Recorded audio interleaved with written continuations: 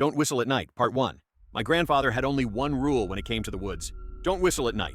He told me that when I was 8, just before taking me hunting near the edge of Navajo land, I thought it was just a weird old superstition, like not walking under ladders or tossing salt over your shoulder.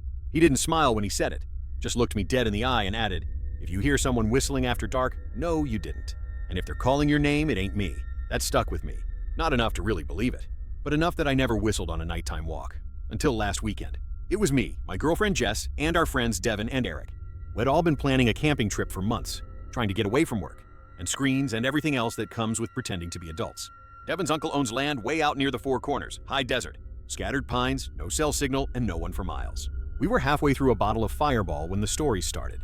You know how it goes. Ghost sightings, weird dreams, childhood dares. I mentioned the no whistling at night thing offhand, like it was funny. Devin snorted. "What, like some Wendigo's gonna come out and eat us?" "Not a Wendigo," I said. "Skinwalker." Jess rolled her eyes. "Come on. That's just internet creepypasta." That's when Eric, stone cold sober, spoke up. "I grew up near the res," he said quietly. "My cousin heard whistling outside his window one night. Next morning, his dog was gone. The day after, he was too." We all laughed it off, but I noticed Eric didn't. Later, after everyone passed out, I was the last one awake, just stoking the fire and listening to the night sounds. Coyotes yipping in the distance, wind rustling through the trees. Then I did it. I don't even know why. Maybe just to prove to myself it was bullshit. Maybe I was buzzed and bored. But I pursed my lips and let out a soft, rising whistle, a familiar tune. The 4-note call I always used to find my friends. When we're separated on a trail, I waited. Nothing. Smirked to myself. Took a swig from the bottle. Then, from deep in the trees, the same 4 notes. Played back perfectly. I froze. It wasn't an echo. It came from too far off. It was a response. "Jess?" I called out. "Devin?" No answer. I stood and stared into the woods. It was pitch black beyond the firelight.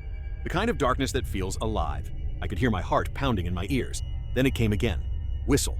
Exactly the same notes, exactly the same rhythm, only this time it was closer. I backed toward the tent, shaking Jess awake. "What?" She groaned. "Shh, do you hear that?" We both listened. Nothing. I waited a beat too long before whispering, "There was..." Whistle. Jess bolted upright. "What the hell was that?" she whispered. I didn't answer. I just reached for the hatchet by the fire pit and stepped outside the tent. Devin was gone. His sleeping bag lay empty by the log where he'd passed out, half zipped and crumpled like someone had just gotten up. "Devin?" I called. "Dude, you out there?" Silence. Then, "Hey guys," a voice called from the trees. It sounded like Devin, almost, but it was wrong. Off. Like it had been run through a filter and spit back out. One syllable at a time. Jess grabbed my arm. "That's not him." I wanted to say she was being paranoid, that maybe he'd just gone to pee, but I couldn't. Because Devin never called us guys. He always said dudes. Every time. And because the voice that spoke, it was followed by that same damn whistle. This time, right at the edge of the tree line.